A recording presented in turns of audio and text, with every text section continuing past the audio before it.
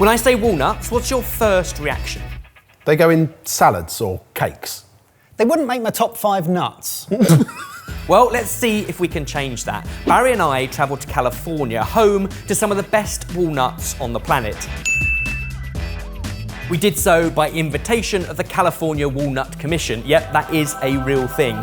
And it was super eye-opening. There are so many ways that this vastly underrated ingredient can transform a dish. Now let's see if we can convince these two. We have the dishes ready for you, boys. Lift the cloche on number 1. Ooh. Ooh. Now, I was not expecting that. Ah, I'm excited. Before you dig in, perhaps you lift the mini cloche. Our cloche usage is getting ridiculous. Hey! Walnuts! Hashtag love sack. Right. You two have obviously had a lovely time together. To be fair, sack meaning just short for Sacramento, which is where we were. At its most basic, have a taste. How would you describe the taste of a walnut? Creamy. Oh. Oh, hello. Yeah. Creamy texture. Smooth, with a bitter aftertaste. Yes. They're nice.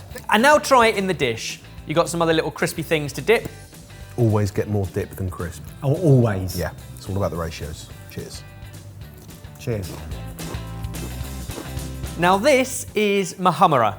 So it's a Middle Eastern, Turkish or Syrian dip made from roasted peppers and walnuts primarily, but also olive oil and some spices like Aleppo pepper. So a bit like a romesco sauce. Similar in the sense it's a nut and bread-based dip with roasted peppers and garlic, as this has, but slightly different, traditionally almond. We had a version of romesco while we were in California made with walnuts, so that can be done too, but this is mahamara. That is stunning. That is astonishing. That is so good. The smokiness. Yeah.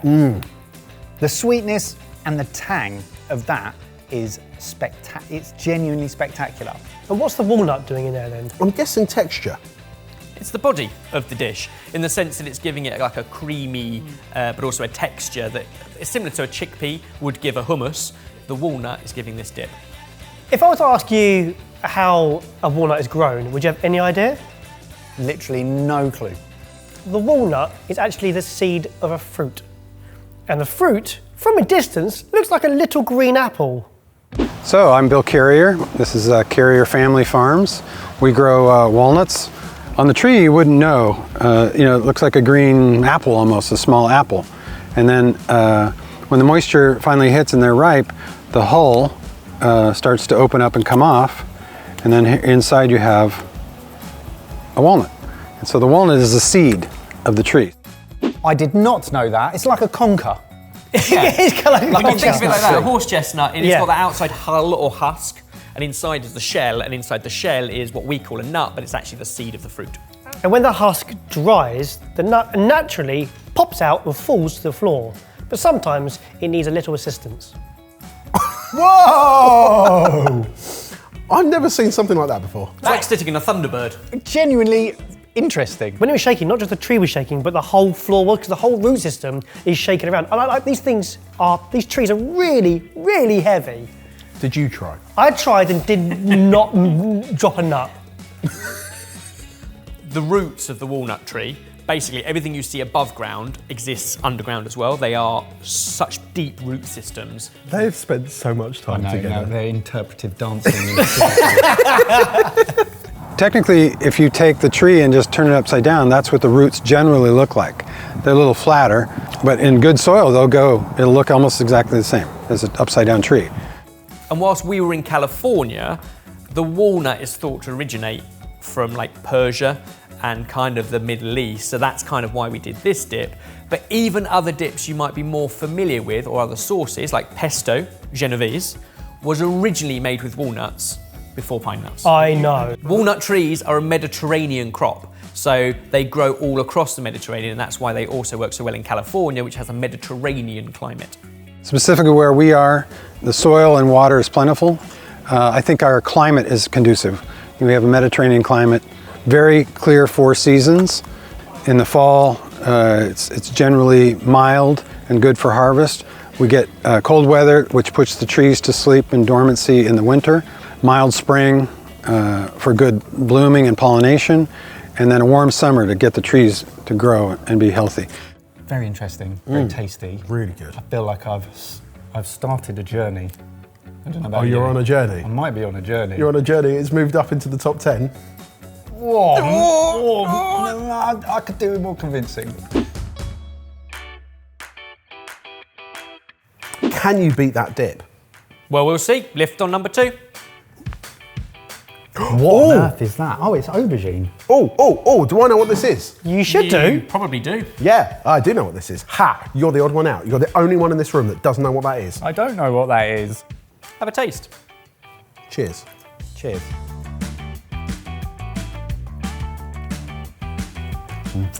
Oh, wow. That's stunning. Oh, yeah. That is so nutty. That's so savoury and oily, but in a great way. That's like supercharged walnut flavour. What is this? So it's a dish inspired by Georgian cuisine, which is why Jamie will know it. We had it when we were in Georgia earlier in the summer. But it's basically a walnut paste that's then been bound or rolled almost roulade style in grilled aubergine. It's finished with some pickled onion and fresh parsley and some whole walnuts. But the paste itself is seasoned with garlic and olive oil, camelli sunelli, which is the spice blend from Georgia we did a long time ago, and date molasses. Oh, That's what it is. It's a date molasses as well. So hang on, you've eaten this before, and at the beginning you were like, walnuts are for salad. But you knew that this had walnut paste in before, you've eaten it before, and you've enjoyed it before. It's got aubergine. It's like a salad, isn't it? Aubergine, onions, that's olive oil. It's basically a salad. I mean, the walnut paste is so creamy, earthy and bitter. With the molasses, it just goes bang. so you're getting more walnut flavour from this one then? Yeah, definitely. Definitely, that walnut paste in the middle is like supercharged walnut flavour. Because it's not completely smooth, the texture's really enjoyable to eat. And when you crunch through it, you do get proper walnut taste, which when balanced with everything else, it tastes phenomenal, genuinely. So you've obviously heard of things like groundnut oil, you've heard of sesame oil, which comes from a seed, you've probably heard of peanut oil. What does it smell like? If you say walnuts, I'm gonna put this in you. Oh, God, it's really roasty, really Yeah, roasty. very roasted. And again, like other seeds, like sesame seeds, sunflower seeds, you get that nuttiness, even though it's a seed. This we call a nut, even though it is the seed of a fruit. It's really aromatic, it's really light. So we finished the dish by drizzling over, because something like a walnut oil, you wouldn't necessarily want to cook with, but we finished with a little drizzle of that over the top. This one says you can. It's like an extra, because it's like a cold pressed walnut oil. Fine. A bit like an extra virgin, you can, but it is better as a finishing oil. Interestingly, we were lucky enough to be shown around the processing plant. So the Carrier farm we went to, 4th generation, although his son's already involved, so it's very soon to become 5th generation. They are growers, but also processors. And we saw the whole system, from walnuts coming in, being sorted and washed, and then down through, some of them being crushed and sorted into different sizes. But what I found fascinating was like all of the dust that doesn't quite make the packaging, and all of the broken shell, that can be used to make walnut oil. So it's not just the nut, it's some of the extra skin and shell that also goes into making walnut oil. So it's kind of a byproduct of the amazing walnut halves you get, but it's delicious. That is it's dangerously Moorish for Yeah. an oil. Again, I found it fascinating to see how much effort goes into getting a walnut out of its shell again. If you do it by hand, it's quite a fiddly process, but the machines crush them and then they suck up the light bits of shell and then leave the delicious walnut in the middle. Is it a sustainable nut? These trees that are making walnuts are doing a lot more than just making walnuts. You think of all the good they're doing to the atmosphere around it as well, and the fact that they self-pollinate. They don't need a partner to pollinate them. I don't need a bee. Don't need a bee. Yeah, so walnuts are unique and they do not use bees for pollination. So they're wind pollinated. And so there's a catkin that grows on the tree that is a pollen shedder. And then the flower, you wouldn't even notice the flower on a walnut's green.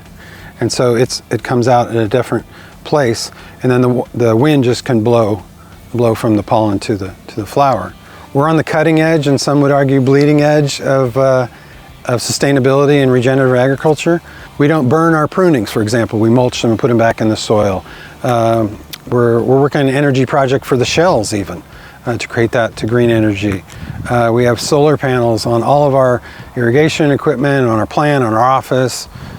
Obviously, any fruit is going to need water to produce, but with careful irrigation, they use drip irrigation, so it's very controlled, and they're right on the Sacramento River. So actually, every year that floods the groves and orchards anyway, then gentle irrigation throughout, and then essentially, yes, you get the walnut, but also there's lots of uses for the shell and the husk, and then the tree itself is carbon sequestering a huge amount because of the deep root system.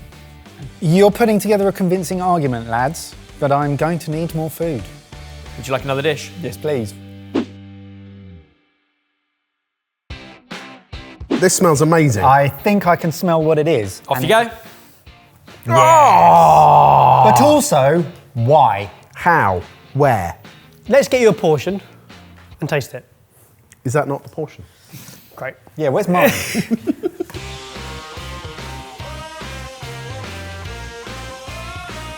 It is indeed a walnut and mushroom lasagna, so not ragu based, not tomato based, but we sauteed off some mushrooms with garlic, added in chopped walnuts, and then there's white wine, there's a couple of different cheeses in there, some cream. That makes a wonderful mix we layer between fresh pasta and on top a ricotta and parmesan top, which is meat free. Interesting. Well, now I'm actually more intrigued to eat it now. Cheers. Cheers. It's a vegetarian lasagna. That has a very savoury taste to it. Yeah. Like And a very different texture, because it's usually quite liquidy, I would say, and smooth. But because you've got all of those little bits of walnut in it, The crunch through the walnut makes you really taste the walnut. And it's really silky. It's like the sauce is really like emulsified. So it's really silky. So there was a few times on our holiday, business trip, where we had meat-free meals where walnuts were the meat replacement for it. And we had these amazing tacos with a fake meat inside of it. But again, it was the simplest recipe in the world. It took like 10 minutes to make and it was delicious. How does it fare in this as a meat replacement? You don't miss it. I mean, as a lasagna, it's an absolute banging lasagna. It's a different tasting lasagna to obviously one with the ragu, but it's still a banging lasagna. I can't think of anywhere I would have had walnuts and mushrooms together. But they complement each other really, really well. The thing is, when you chop the walnuts up and you cook them, they add a texture and a creaminess to the dish and a flavour as well, but they're also very good at taking on flavour. So then you've got all the garlic and the wine and the cheese as well. The mushrooms keep it really succulent. And you're right, it's not a tomato-based dish. Even a lot of vegetarian lasagnas are tomato-based. This isn't, but instead you get that wonderful creamy earthiness from the mushrooms. And although we saw the processing of the walnuts in the factory to shell them and salt them, it's not like an ultra-processed meat alternative like a Quorn or something else. So it's a handful of walnuts chopped up. And it's really, it's really interesting to eat. Interesting and delicious. It's like the perfect thing that I look for in new food. Yeah. It's like, show me something that I've never seen before, but make sure it measures up in taste and eating experience, and I think that has done exactly that. It's really delicious. For me, it's the combination of walnuts with mushrooms that make that so good. That's it, and that's something that we can take into our cooking. Yeah. Definitely. Yeah. Have you got space for dessert? Absolutely. Always. We've still got that to get through first. Yeah, this is Yeah. pre-dessert. Are you putting nuts in something sweet? It must be. Right, final one, lift the cloche. Well, it looks fantastic. It looks like a Ferrero Rocher. No, yeah, it does look like a Ferrero Rocher. So you're gonna have to hack into it, but think of it as a cross between Ferrero Rocher, walnut whip, and a Tunnocks tea cake. Walnut whip. Walnut whip. Classic UK confectionery. So absolutely, walnuts are used in baking, whether it's walnut bread, in banana bread, in brownies. However, we thought we'd try a few different things.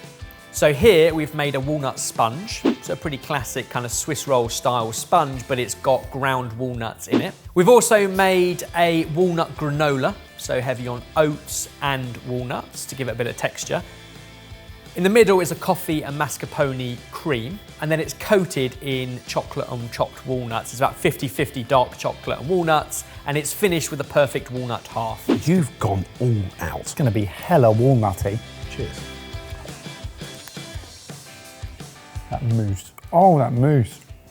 Looks like a cloud. So good. The texture difference between that mousse, which is ridiculously light and airy, and then the crunch of the dark chocolate and the nuts on the outside. I'm going to use the word decadent. It is decadent. And when we think about desserts or nutty desserts, there are lots and we love them all, but whether it's kind of like hazelnut based or almond based or pistachio based, probably tend to be more familiar. But actually walnuts, whilst we might use them in cakes and more often in tea and cookies and biscuits, they're brilliant in dessert form too. For me, they're almost like bringing back some of the sweetness. Like when a cake is full of sugar, the walnut kind of just levels things out a little bit. Because it's not a sweet nut. Yeah. 100%. And what makes them so good nutritionally with all the omega-3, omega-3 is a fat that goes rancid quicker than others. So actually something like walnuts, whilst they're better in terms of the omega-3-ness, they will also go a bit more rancid a bit quicker. And I think that's the problem. And my biggest takeout of the whole trip was we've been treating and storing walnuts wrong all of our lives. They shouldn't be a store cupboard ingredient. They should be treated like produce. Shelf life for walnuts typically, if they're kept properly, can be over a year. So you want to keep them in a cool, dark place. In the freezer is where we keep them, because especially after you shell them, if you break the pellicle a little bit, that causes the oxidation. The high omega-3 fatty acids that makes walnut so healthy, it's also breaks down very quickly. As soon as you picture a walnut hanging on a tree, you realise it is a fresh product. It needs to be used up, and especially once you've cracked it open, it's got to be used up relatively quickly to stay fresh. This bag that we've been using, they have to be at least a year old because they're only harvesting this year's now. It sounds stupid because I absolutely understand that when you say apple, there's lots of different types of apple, depending on what you're doing, different types of pear, different types of strawberry. In my head, a walnut was a walnut. Whereas California grows 23 different types of walnut and they all have slightly different profiles. The Chandler walnut is the majority of the output from California and is likely to be the ones that we get here. So boys, we've only scratched the surface with 4 new dishes, but what are your thoughts on walnuts now? I mean, 6 dishes would have been more persuasive. Yeah. I think we say this with a lot of ingredients that we get to learn more about, but the more that you know, the more you understand, the more you can appreciate it. Yeah. And I wasn't there at the beginning of this journey. Appreciation, appreciation, appreciation. Now over to you guys. What are your thoughts on walnuts? And of course, a big thank you to California Walnut Commission for taking us out there and showing us firsthand the growers and the orchards. We learned a lot. If you want to learn even more, you can click on the link downstairs. And give the video a like if you liked the video.